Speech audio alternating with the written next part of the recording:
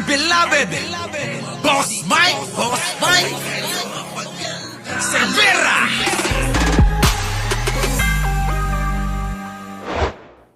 Pakinggan ho natin.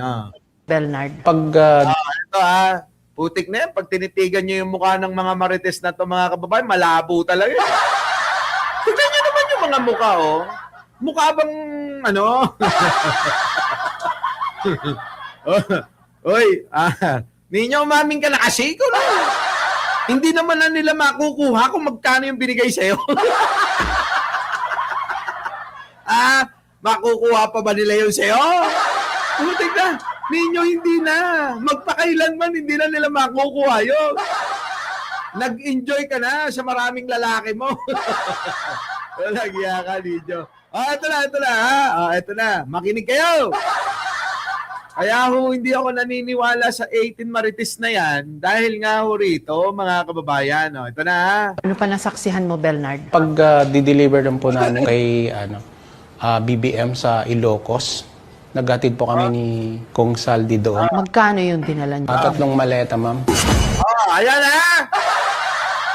Sabi ho nito, mga kababayan ko, tignan nyo naman ang itsura, hindi mapagkakatiwalaan.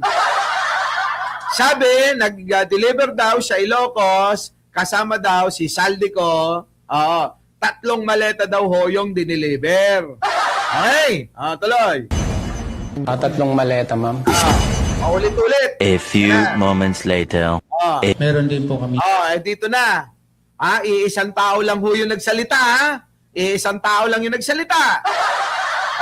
Ano naman, dito naman sa press con nila, magkano? Ilang maleta dineliver mo? Sa Ilocos, kasama po si Kong Saldi. Ilang maleta po yung na-deliver sa Forbes at saka sa Ilocos? Ilang maleta ang dineliver sa Forbes o sa Ilocos?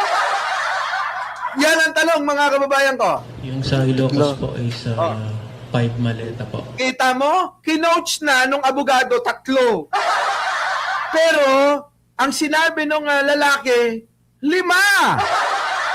Ayun o! Kinoach na ho Kinoach na ni Attorney Baliktad. Ayan o. Ayan o. Tingnan nyo mga kababayan At saka sa Ilocos? Yung sa Ilocos po ay sa... Sabi 3. Sabi mga kababayan, sinabi na sa tabi 3. Ayan. Tingnan nyo yung kamay ni Attorney Baliktad, mga kababayan ko, bumabaliktad yan Ilocos? Yung sa Ilocos po. 3. Sabi nung attorney, 3. Sabi naman nung naka-face mask, mga kababayan, 5. Kita nyo mga kababayan ko? Nagko-coach Naunang magsalita si Baliko Baliko ba? Iba naman yung Boss Mike. Eto mga kababayan ko, si Baliktad. Baliktad. Turuan mo na. Pasok. Sa Forbes at saka sa Ilocos? Yung sa Ilocos po ay sa... 3. Sabi nung sabi nitong katabi, si Attorney Baliktad. 5 maleta po. Sabi naman 5 maleta. Ano ba talaga? 5 maleta. Kita nyo? Paano natin po ito paniniwalaan tong mga hayop na to? Sila iba-iba sinasabi. Nalito na sila sa story. Kaya nga! Nakita nyo mga kababayan kung gaano kagago tong mga ito? Siyempre yung mga didis maniniwala sila. Tama? Siyempre maniniwala yung mga didis dyan. Kamakailan, ano naman yung ating binuking, mga kababayan ko, di ba, nung nakaraan? Ano yung binuking natin nung nakaraan, Boss Mike? Puntahan mo nga. Dali Habang panoorin nyo to, habang hinahanap ko panoorin nyo. Ano pa nasaksihan mo, Bernard? Pag di-deliver lang po namin kay BBM sa Ilocos, naghatid po kami ni Kong Saldi doon. Magkano yung dinala niyo? 3 maleta, ma'am. 3 maleta, ma'am. A few moments later. Meron din po kami sa Ilocos, kasama po si Kong Saldi. Ilang maleta po yung na-deliver sa Forbes at saka sa Ilocos? Yung sa Ilocos po ay sa 5 maleta po. 5 maleta po. 5 maleta po. Pero kanino po yun, kay Kong?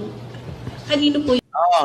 Ito sa special ni Maring Jessica Soho dahil dito malalaman kung sino Kita nyo? Nakita nyo? Yung una, 3 maleta, tapos 5 maleta nung nauna. Kita nyo? Kahit kino-coach na siya nung abogado, mali-mali pa rin ang sinasabi niya. Kaya mga kababayan, paano natin pagtitiwalaan nito? Kayong mga DDS, tatanga-tanga lang talaga. Panay ang paniwala nyo sa mga yan, mga sinungaling nga. Ito.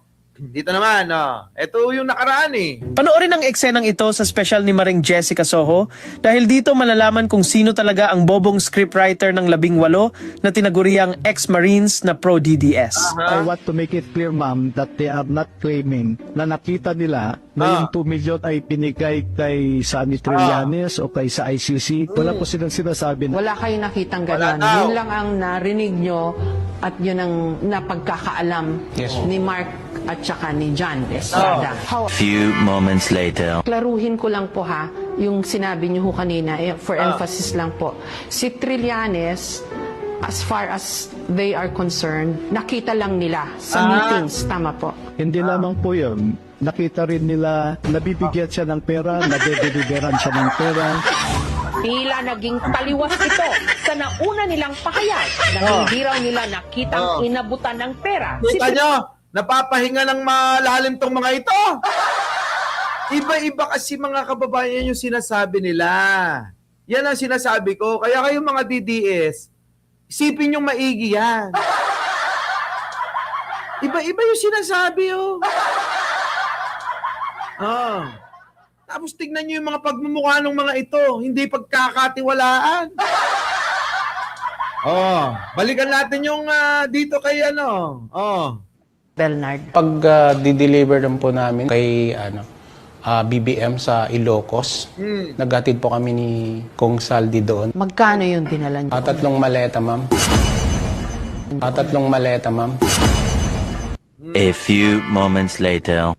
Meron din po kami sa Ilocos, kasama po si Kong Saldi.